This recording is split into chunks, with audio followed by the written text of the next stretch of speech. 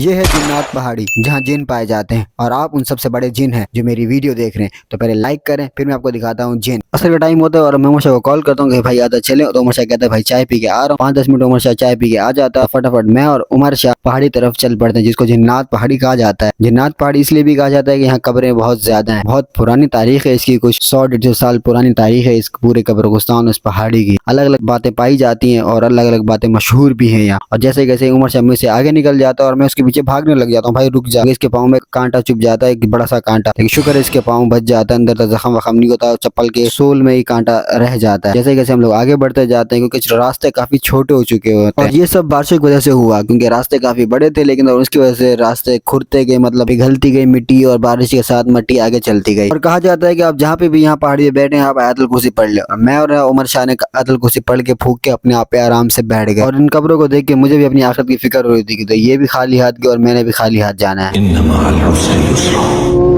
हर मुश्किल के साथ आसानी है। इंतकाल के दिन कब्र खोदने के लिए मोहल्ले का गरीब आता है। शादी के दिन अलग खाना अमीर के लिए पकता है। और अगर आप लोग मेरी इस वीडियो की पोइट्री से मुतफिक हैं तो वे एक लाइक और कमेंट जरूर कीजिएगा। हम दोनों असर से आए हुए मगरिब होने पे थी और हम लोग पहाड़ी में बैठे हुए थे, जिसको जिन्नात पहाड़ी कहा जाता है। तो हमें यहाँ से निकलना चाहिए क्योंकि मगरिब होने वाली है और अजानें भी होने वाली है। तो हम लोग फटाफट निकल पड़ते हैं और क्योंकि मगरिब की नमाज हमें मस्जिद में अदा करनी होती है। अल्हम्दुलिल्लाह उमर शाह 5 वक्त का नमाजी लड़का, अल्लाह ताला उमर शाह के हमेशा इबादत कबूल फरमाए। तो मैं उमर शाह को कहता हूँ भाई फटाफट निकल, क्योंकि अभी यहाँ पे डर ही बहुत लगता है, क्योंकि मगरिब हो गई तो अंधेरा हो जाएगा, अंधेरा हो तो डर और लगेगा। तो हम लोग पहाड़ी से निकल के मस्जिद पहुंच जाते हैं। वहाँ पे हम लोग वजू वगैरह बनाने के बाद यहाँ पे जमात वाला आए होते हैं, दर्श दे रहे होते हैं। हम लोग वहाँ पे नमाज पढ़ने के बाद दर्श सुनते नहीं, वहाँ से निकल पड़ते हैं। जैसे कैसे हमें डर तो बहुत लग रहा था, हम लोग फिर भी वहाँ पहाड़ी घर में बैठे रहते थे।